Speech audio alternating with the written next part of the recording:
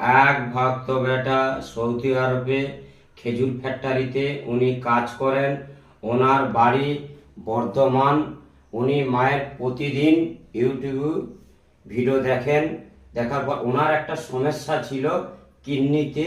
উনি মায়ের জব যেদিন থেকে করেন সেদিন থেকে উনি সুস্থ এবং ভালো আছে।